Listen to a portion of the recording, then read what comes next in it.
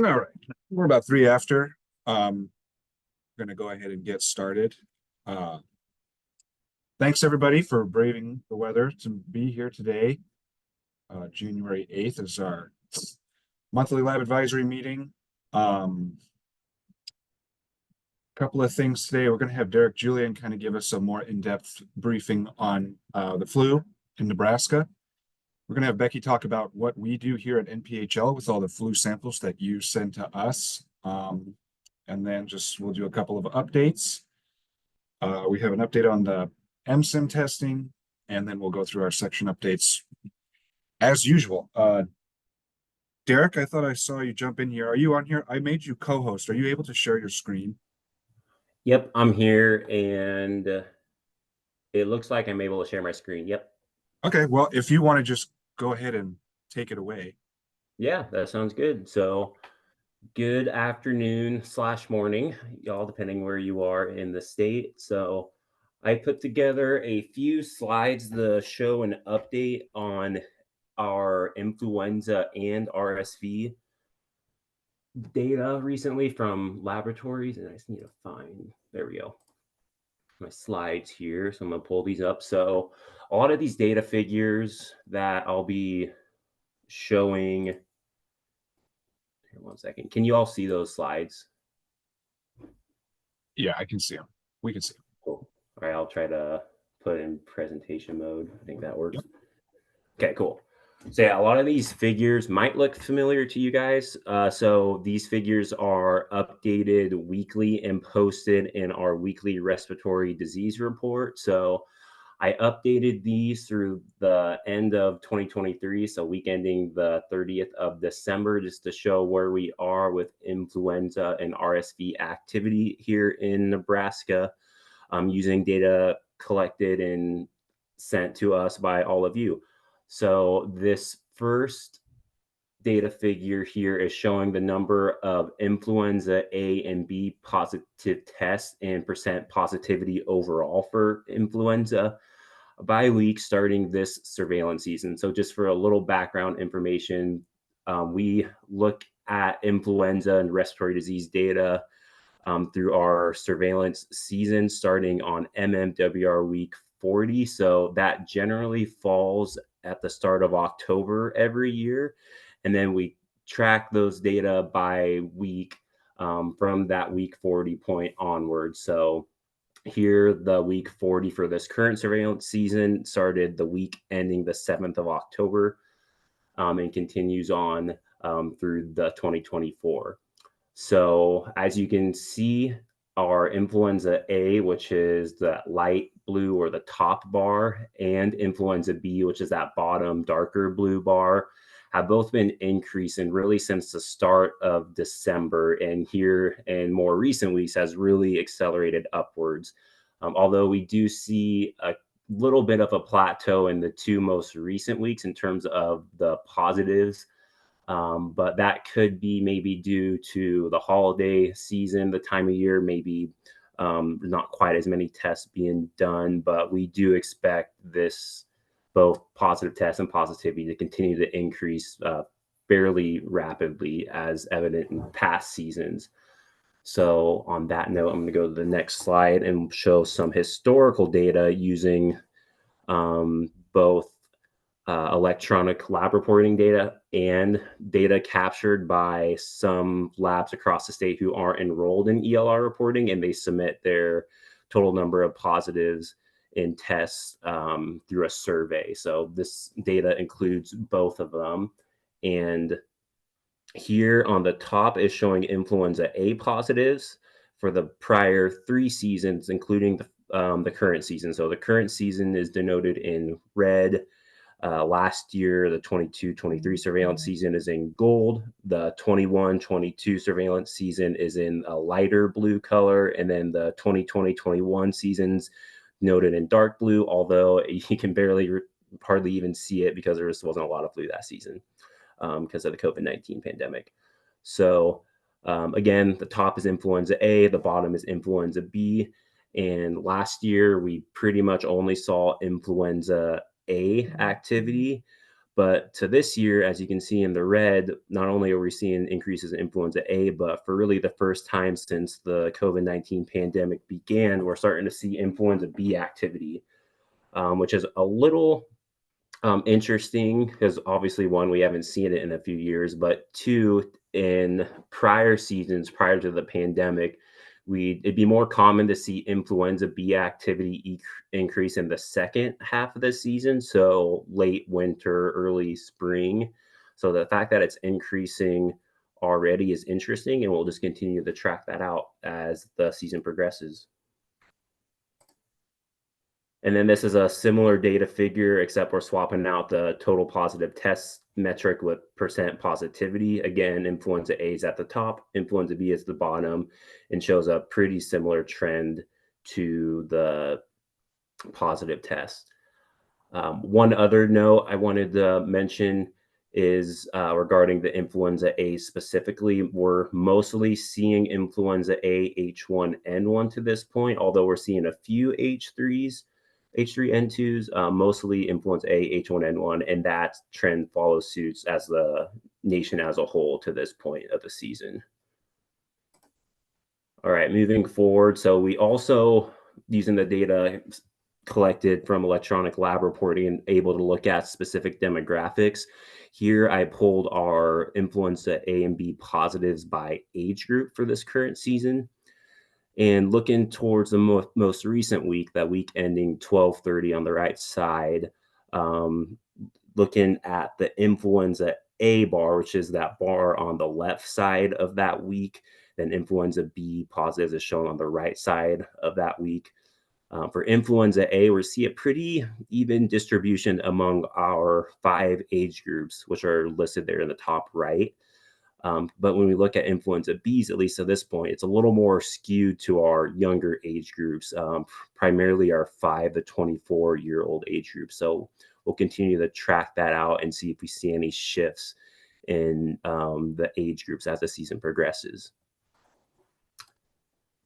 All right, I hinted a little bit about the different subtypes we've seen. So this data includes not only influenza positive specimens that you guys send in to the public health lab, but also includes some influenza subtypes that are done by other labs across the state that may test for influenza A H1 or H3.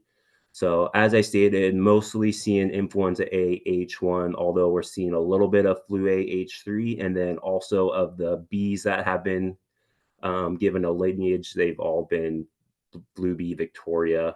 And again, that holds true for the country as a whole to this point in the season. And then one more figure I created that I thought was kind of interesting that looks at the subtype proportions by week, just to get an idea of the most commonly detected subtype / lineage to date. And since the start of the season, again, very overwhelmingly AH1. We haven't really seen a shift towards more H3s or flu Bs yet, but this is something that we track internally, and we'll keep an eye on and alert you all on these calls if we ever see like a shift and maybe see more H3s and H1s later in the season or what. So with that, that wraps up influenza data. So now I just want to show a few slides with our RSV data, and these figures will look pretty similar to those influenza ones. So this one's starting with our RSV test, positive test, and percent positivity overlaid with that since the start of this surveillance season. And as you can see, for the week ending the 30th of December, we saw our first decrease in RSV activity since the season started. Now, I don't think we can for sure say that this means we peaked with RSV activity, but nonetheless, it is nice to see that, and it very well could have peaked, but we'll need to see a few more consecutive weeks decrease to feel a little more confident about that, at least right now.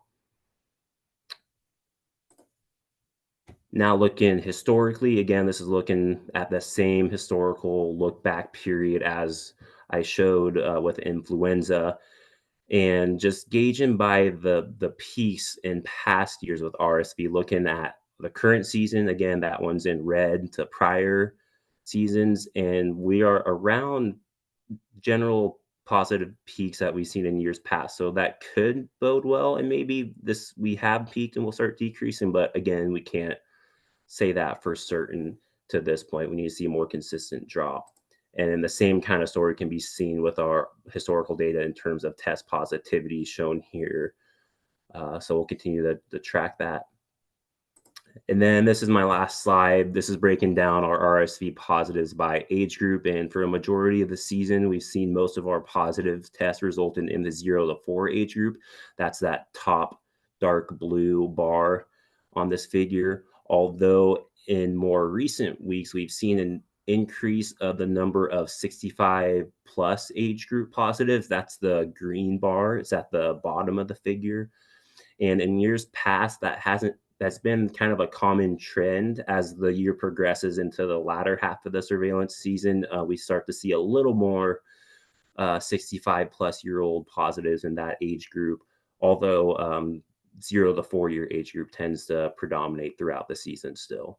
So with that, I will stop sharing my screen, and happy to take questions now, or if there's want to pop any questions in the chat, that'd be fine too, and I'll keep an eye on that. So thanks. Derek, are there any questions before we move on?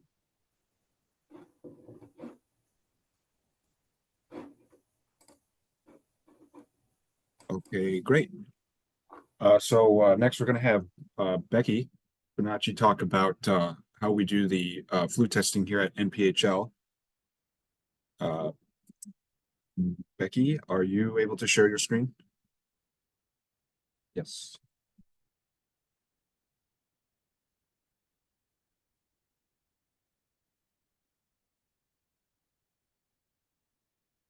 Okay, looks good.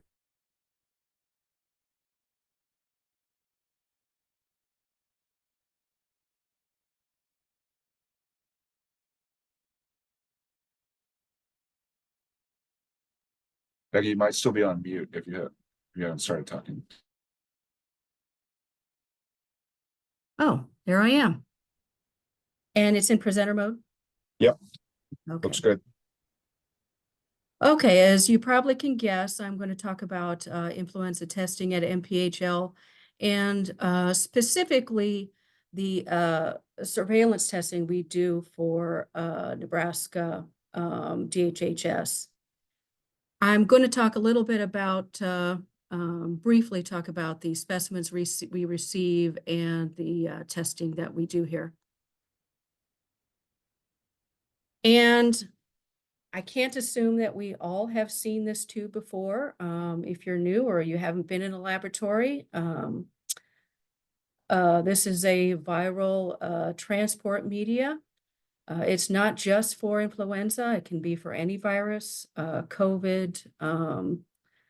And if you are one of the facilities that are partnering with DHHS for our surveillance program, you will receive one of these, and the majority of the specimen we receive here, or pretty much exclusively, are nasopharyngeal specimens. That is what we will get from you. We do testing on Thursdays, and right now we're getting about 3 to 5 samples per week. And it is a molecular-based process. Last month, I talked about stool testing and our Clear Labs machine and how everything just went on the machine and the extraction, the PCR happened all in one machine. That is not the case for this process. It takes less time, whereas the Clear Labs takes 27 hours. This takes about 3 hours total, but it does take more manipulation on the technologist part. We do use a QIAGEN EZ1 for our extraction, and we use the ABI 7500 for our PCR. It's exactly that. Extracting is lysing the sample and binding to magnetic particles, and then washing away any of the other products, so that all we have at the end of the procedure is nucleic acid, and then finally amplifying that nucleic acid specimen on our ABI so we can have a qualitative result. And when I say qualitative, it's essentially, it is a yes or no answer. You will not get any concentration values. This is our one of our QIAGEN easy ones.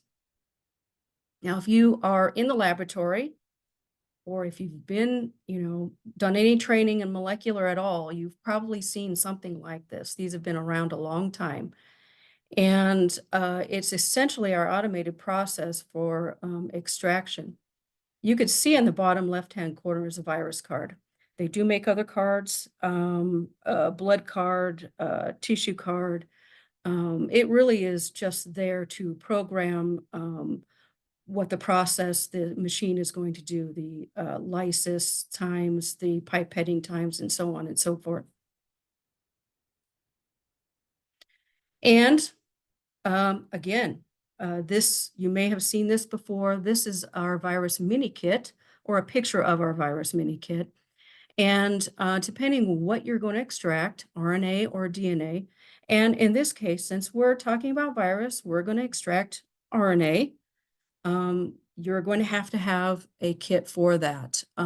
It essentially takes care of, it has all of our disposables, the pipettes, the tubes, and all that. But also on the right-hand side, there's a cartridge.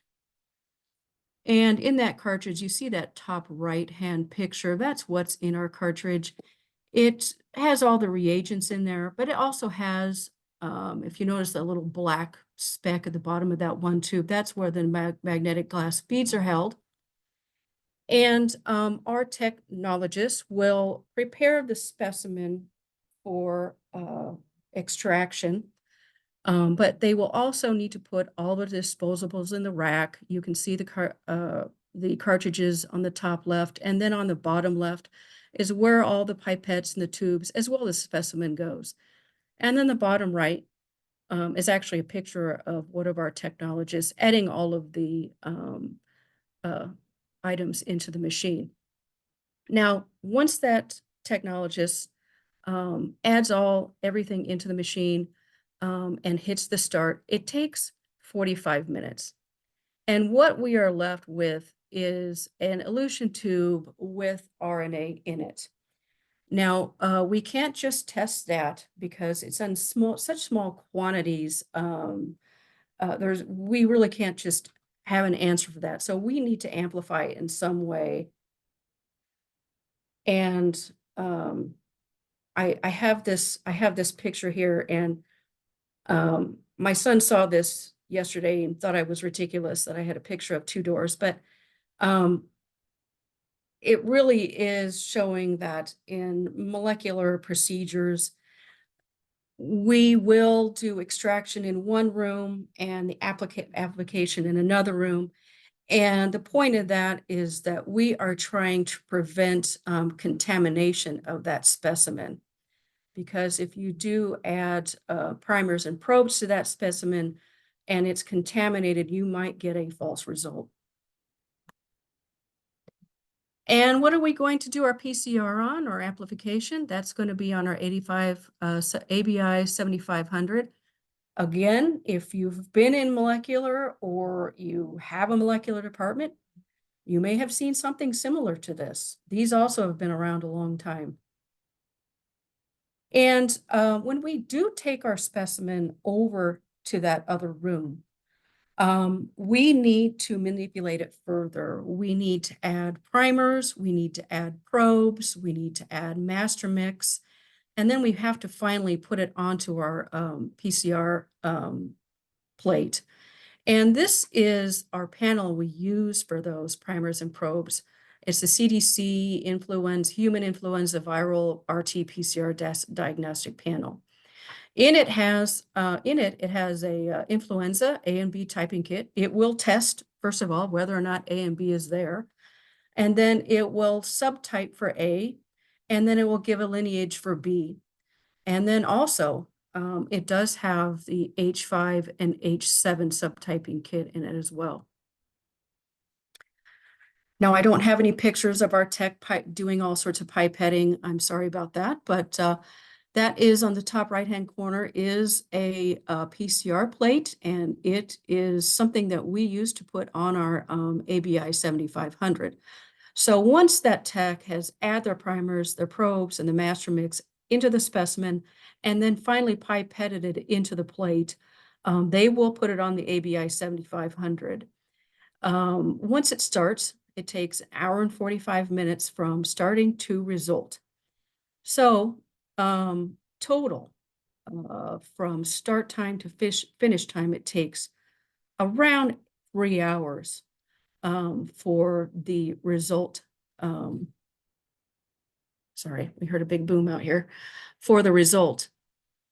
And of course, that kind of can depend on tech time. You know, if there's anything going on, how many specimens, how many little or many, you know, if we have 100 specimens or 3 specimens. So our average 3 hours. And again, this is our diagnostic panel. So it will, first of all, detect influenza A or influenza B. But then once it's done that, it will further subtype it. Types for H3 and then the 2009 H1, and then finally for influenza B, the Yamagata and Victoria lineages. And as you can see on the bottom 2 bullets there, it does detect avian influenza H5 and H7, but that only is if the patient meets specific criteria, and more than likely if DHHS is becoming involved. So our results.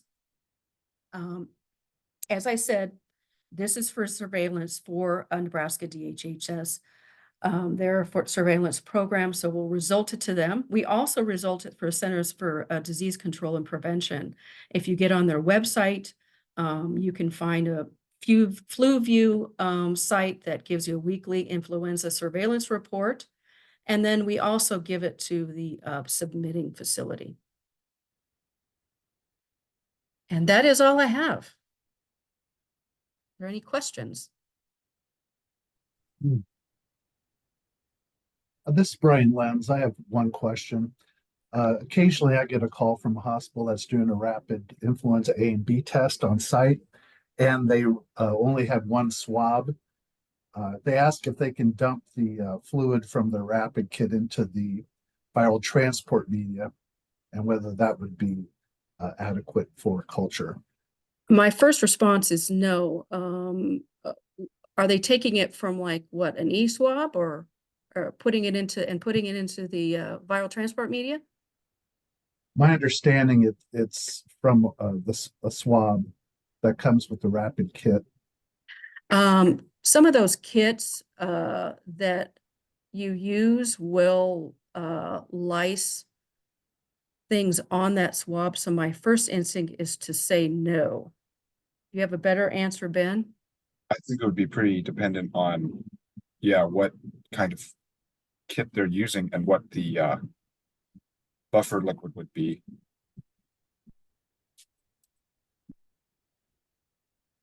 So I would again agree with Becky in her first instinct on that. Emily McCutcheon is chiming in saying, if you're performing an antigen test, you will not be able to use the swabs because the buffers are not interchangeable. So there you go. All right, thanks. Yeah, Brian, if you can get some more information and send it to me, I can try to do a deeper dive on that. But But, that basically was the question. So okay. And it's not a recent question, Jeff. It's something that came up, but your answer is sufficient for me. Thank you. Okay, great. And then I just want to mention here another comment that Emily had in the chat. If you're anticipating an AH5 or AH7, call your local health department or the state, because they are potential high impact identifications. And so the local health department at NPHL needs to know that they're being submitted. PSA. Thank you. Okay, thanks a lot, Becky.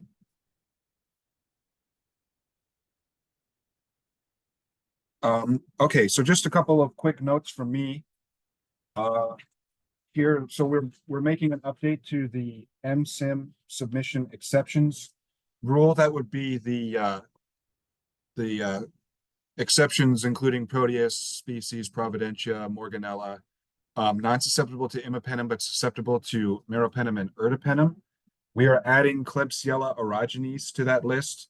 So we are in the process of updating our forms, and there will be a more formal announcement with all of those updated forms included through all of the submissions that we've collected and the data we've gathered.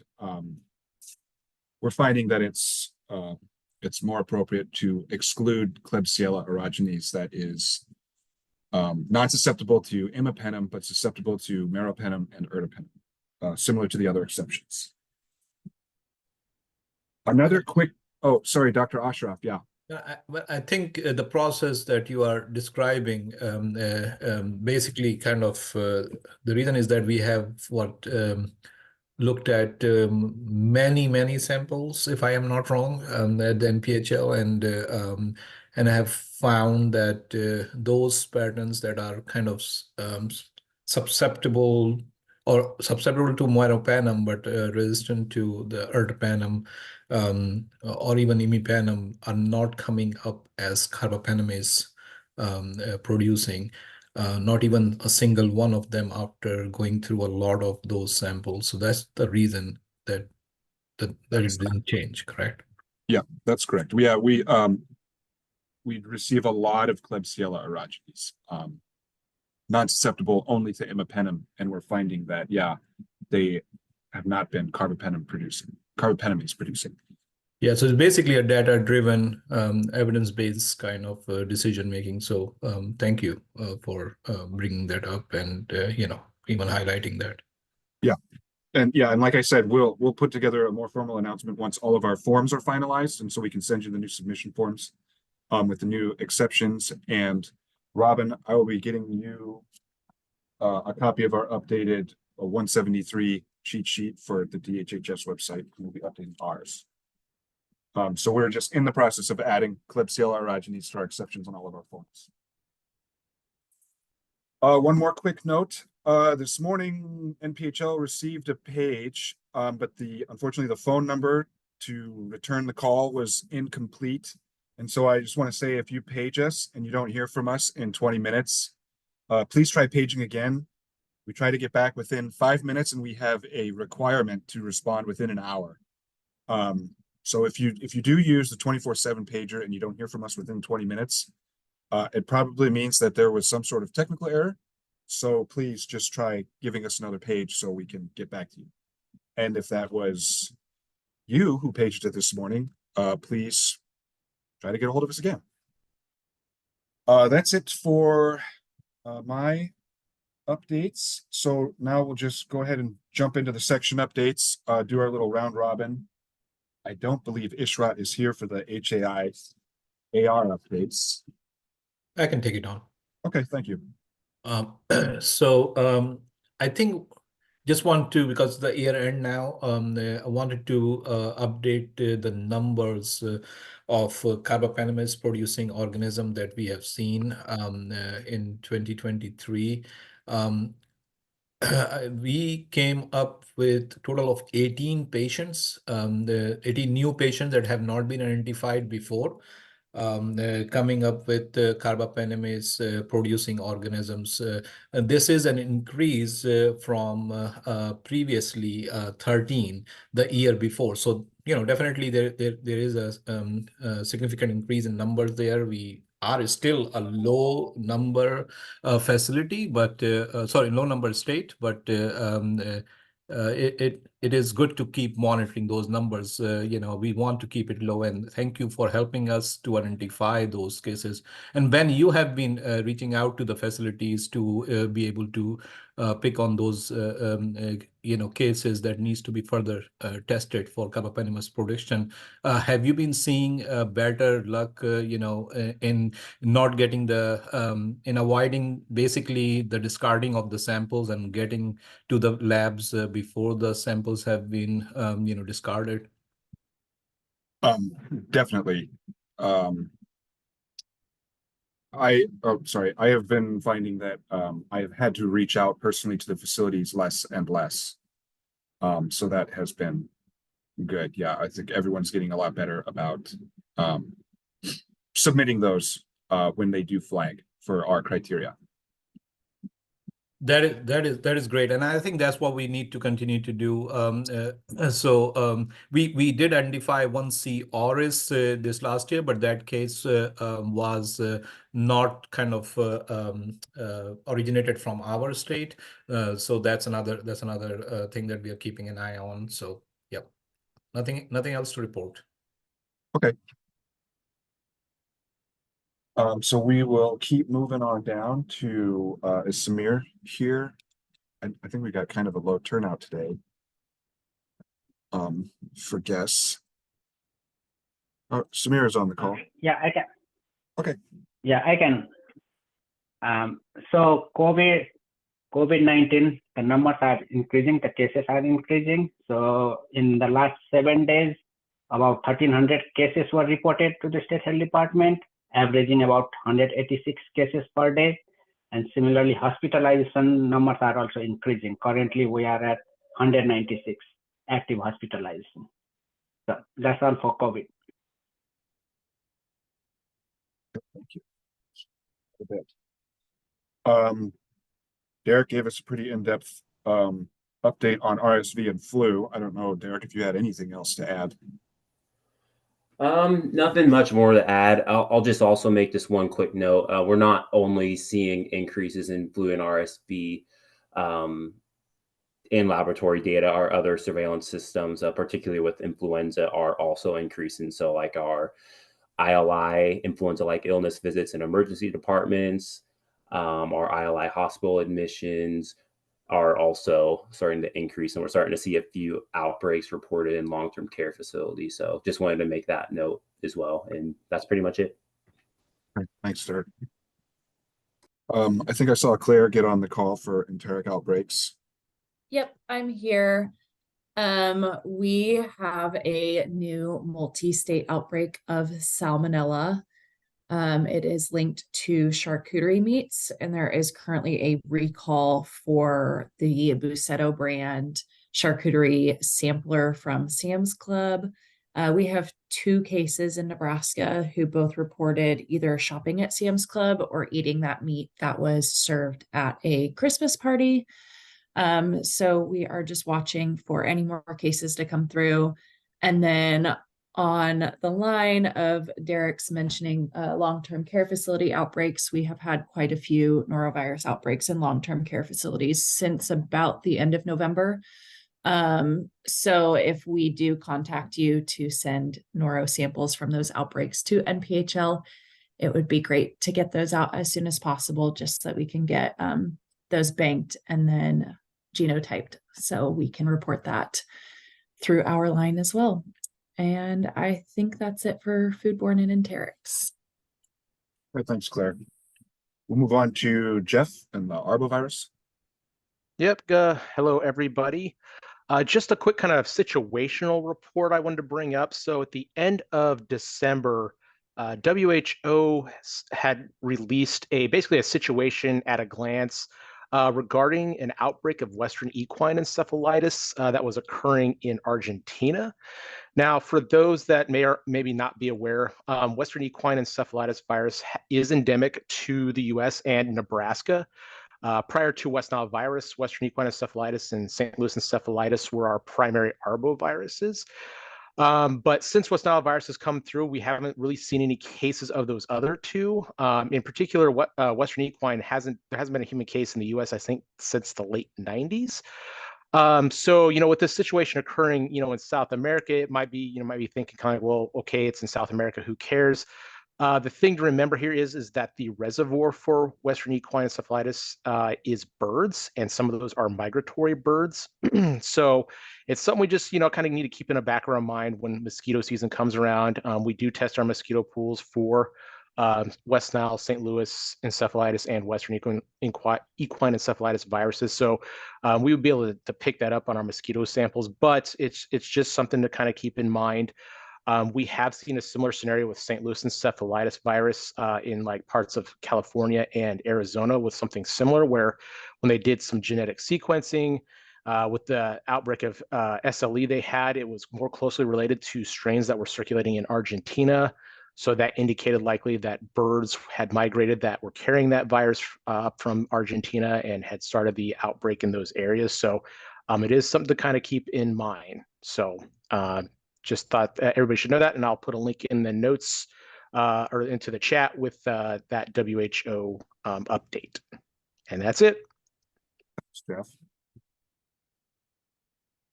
Okay, moving right on down the line. Next up, we've got TB. Kristen. Hello. I just wanted to give an update for our lab partners. We do offer molecular detection of drug resistance for TB to second-line drugs. And this can be very useful for if we have like a contact or a new case that has been around a drug-resistant case, or someone who is foreign-born or previous treatment. We don't do this a lot, but it can be very helpful to get drug results very quickly. Otherwise, TB takes time to get drug susceptibilities back, so that is an option for clinicians. And I just wanted to throw that out there as a friendly reminder. This is an option if we do have that need come up. And other than that, I don't have any updates. Okay, thanks a lot. We'll move on to the STD program. Dana, or any representative for the STD program? I don't think anyone is on today, and Morgan is taking it over. I think Dana has left the agency. Okay, thanks a lot. And then we'll move on to lead testing then, last but not least.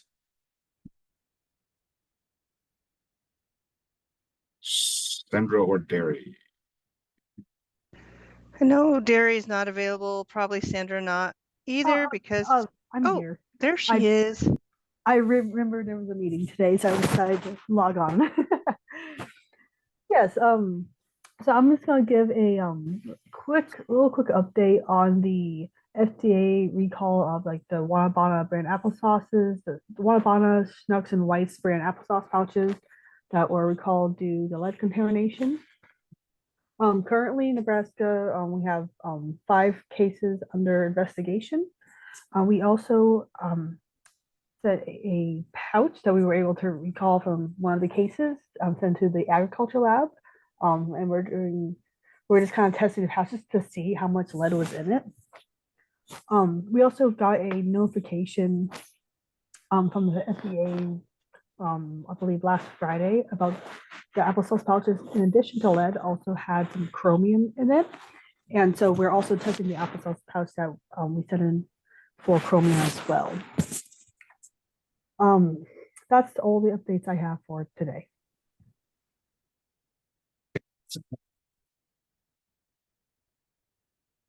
Okay, so moving on, thanks for the updates, everybody. Becky and I have started scheduling visits for StatPack. So we are moving it west.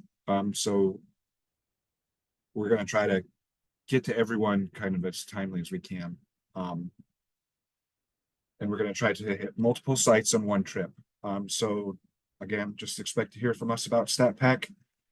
I have scheduled the LPX review for January 15th. No, it's been a little while, but if you can join me, that would be great. Otherwise, we will record it. We'll put it on the website. Which, speaking of, Thursday night, our website will be switching over to our new website. The URL is the same, but you might notice it'll look a bit different, and Becky's been working very hard on making sure that is all updated.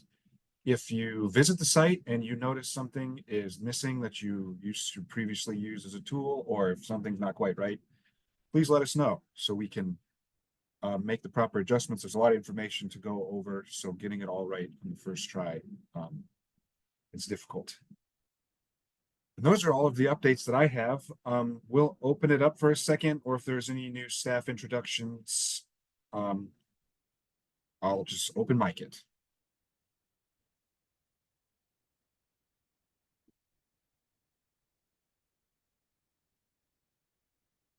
Okay, great. So thanks everybody for coming, for braving the weather. Next meeting is going to be Monday, February 12th at noon Central, 11 Mountain Time. Thanks again for coming. At this point, laboratorians can jump off. The HHS folk, please hang back.